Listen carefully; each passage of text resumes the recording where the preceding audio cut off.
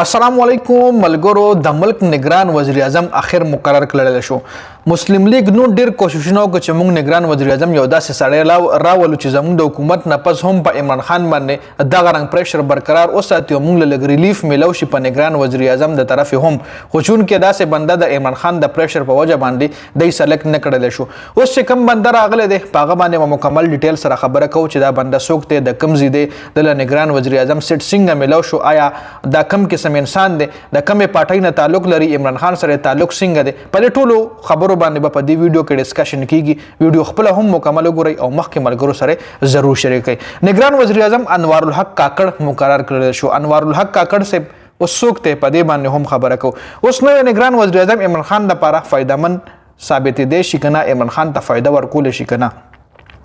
بل انوار الحق کاکړ دا هم ویلي چې شهباز شریف چې سوای هغه به اوس نه کیږي اصل کې کاکړ صاحب د چا کسته او عمران خان سره د څنګه تعلقات ته په دې ټاپک باندې اوس خبره کوو جی ټول په خو په دې خبره کوو چې کاکړ صاحب څوک ته انوار الحق کاکړ صاحب د بلوچستان عوامي پارټي چې ولا باب پارټي هم ویل شي عوامي پارټي سېنیټر دی د هغه پارټي دی چې د دې تقریبا عمران خان سره 3.5 کاله د پارټي اتحاد کړو جی او انوار الحق د پارټي کې مخ کې په یو عہده هم نو خو اوس بیا د پارټي کې د سېنیټر عہده دله باب پارټي کې یعنی بلوچستان عوامي پارټي کې د سېنیټر عہده ملو شي وجي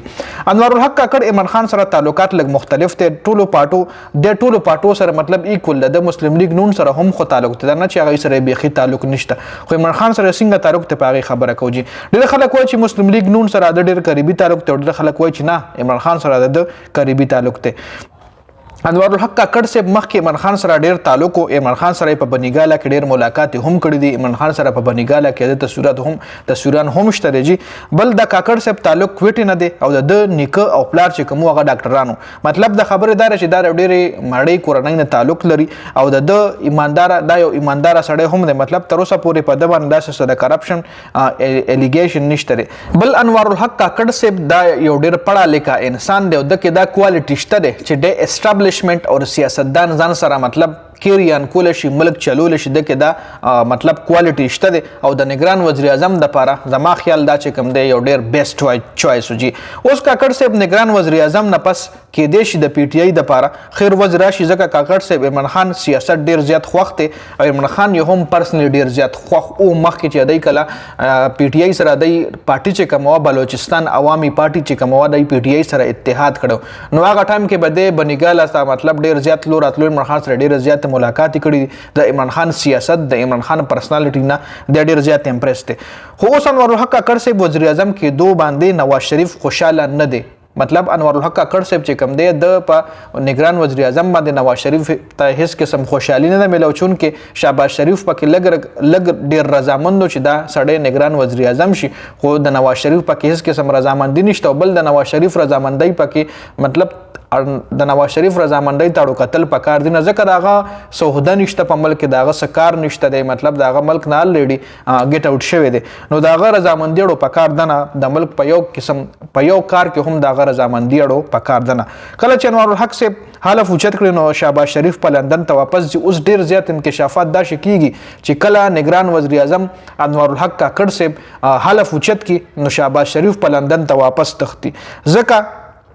انوار الحق کاکړ صاحب چې کوم دی د نون لیگ د پاره هم مشکلات جوړول شي بل انوار الحق کاکړ صاحب د نگران وزیر اعظم د پاره د عمران خان په صلاح مشوره نه دراغله کوس چې ډیر خلک وایي چې کې دی چې د عمران خان یو قسم له سازش یو دی په کس روستي د عمران خان د ریلیف ورکی د عمران خان نه د نگران وزیر اعظم حواله سره هیڅ قسم صلاح مشوره نه دی غشتل شوی